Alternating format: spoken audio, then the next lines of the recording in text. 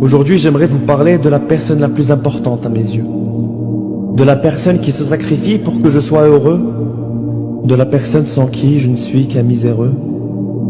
De la personne qui m'aime plus qu'elle ne s'aime. Elle est un cadeau de Dieu, une grâce, que dis-je, une aubaine, venue tout droit du paradis dont elle sera toujours la reine.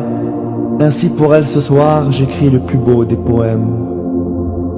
Car quand t'as une mère tellement plus belle que la Joconde, t'as pas besoin de voyager pour voir la plus belle merveille du monde.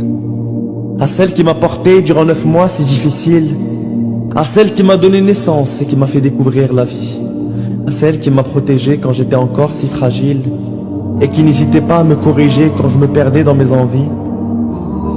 Moi, qui n'étais encore que nourrisson, elle venait me corriger mes erreurs pour que j'apprenne de mes leçons. Quand je pleurais pour demander, elle venait à mon secours. Elle est l'ange gardien qui est venu m'apprendre l'amour. Elle qui, quand je faisais des cauchemars, venait chuchoter à mon oreille. D'une oreille attentive, elle me racontait des merveilles. À peine rentrée à la maison, elle ne fermait pas l'œil de la nuit. Elle m'observait dans mon berceau, avec passion sans aucun bruit. Elle avait peur que j'ai trop chaud ou qu'une brise de pluie vienne me donner froid ou me donner une insomnie. Et à mesure que je grandis, sa voix, son sourire et sa présence ont peu à peu donné à ma vie un sens. Mais à mesure qu'elle vieillit, moins je lui donne de l'importance. Alors j'étudie, je sors avec mes amis, je ne rentre qu'après minuit et je l'oublie. Mais elle reste là, toute la nuit. Victime d'une insomnie, incapable de fermer l'œil sans me voir dans mon lit. Elle n'allait s'endormir, je crois, seulement qu'après je me sois endormi. Alors elle restait là à mes côtés pour me bercer toute la nuit, moi qui n'étais encore qu'un enfant un peu étourdi.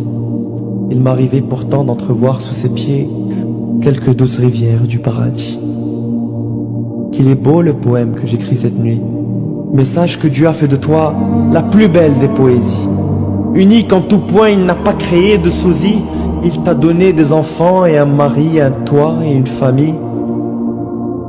Que j'aimerais alors que tu prennes autant soin de toi, que tu prends soin des gens que t'aimes. Mais tu penses toujours à moi avant de penser à toi-même. Que je suis fier alors de partager un peu de ton sang dans mes veines. Et si ma femme est une princesse, alors ma mère est une reine.